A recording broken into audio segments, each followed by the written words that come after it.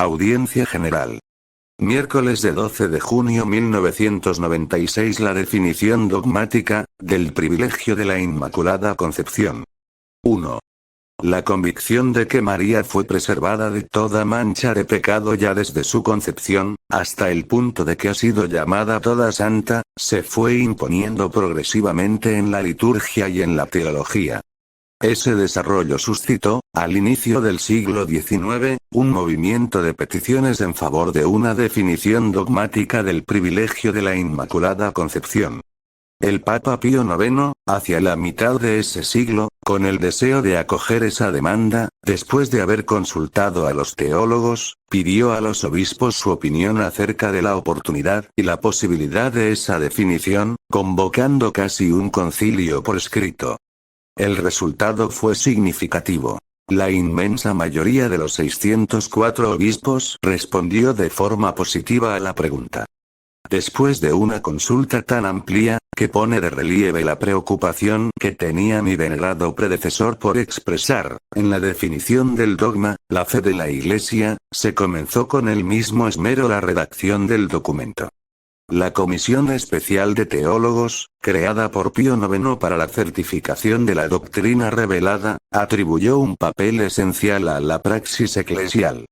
Y este criterio influyó en la formulación del dogma, que otorgó más importancia a las expresiones de lo que se vivía en la Iglesia, de la fe y del culto del pueblo cristiano, que a las determinaciones escolásticas.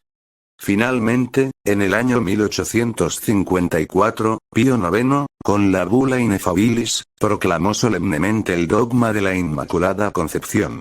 Declaramos, proclamamos, y definimos, que la doctrina que sostiene que la Santísima Virgen María fue preservada inmune, de toda mancha de la culpa original, en el primer instante de su concepción, por singular gracia y privilegio de Dios Omnipotente. En atención a los méritos de Cristo Jesús, Salvador del género humano. Está revelada por Dios y debe ser, por tanto, firme y constantemente creída, por todos los fieles. 2. La proclamación del dogma de la Inmaculada expresa el dato esencial de fe. El Papa Alejandro VII, en la bula Sollicitudo del año 1661, hablaba de preservación del alma de María en el primer instante de su creación e infusión en el cuerpo. La definición de Pío IX, por el contrario, prescinde de todas las explicaciones sobre el modo de infusión del alma en el cuerpo y atribuye a la persona de María, en el primer instante de su concepción, el ser preservada de toda mancha de la culpa original.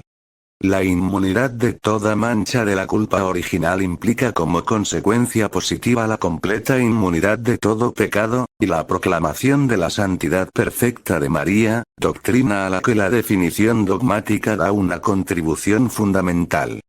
3.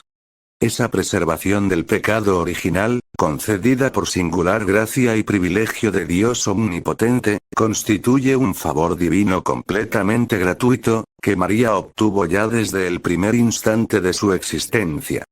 En la encíclica Fulgens Corona, del año 1953, en la que el Papa Pío XII habla de privilegio muy singular que nunca ha sido concedido a otra persona, excluyendo así la posibilidad, sostenida por alguno, pero con poco fundamento, de atribuirlo también a San José.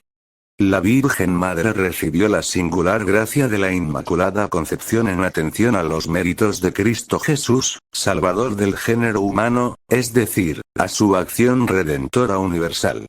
En el texto de la definición dogmática, la misma bula Ineffabilis, afirma en otra parte que fue rescatada del modo más sublime. Esta es la verdad extraordinaria. Cristo fue el Redentor de su madre y ejerció en ella su acción redentora del modo más perfecto, ya desde el primer instante de su existencia. 4. Esa doctrina, proclamada de modo solemne, es calificada expresamente como doctrina revelada por Dios. El Papa Pío IX añade que debe ser firme y constantemente creída por todos los fieles. En consecuencia, quien no la hace suya, o conserva una opinión contraria a ella, naufraga en la fe y se separa de la unidad católica. Al proclamar la verdad de ese dogma de la Inmaculada Concepción, mi venerado predecesor era consciente de que estaba ejerciendo su poder de enseñanza infalible, como pastor universal de la Iglesia.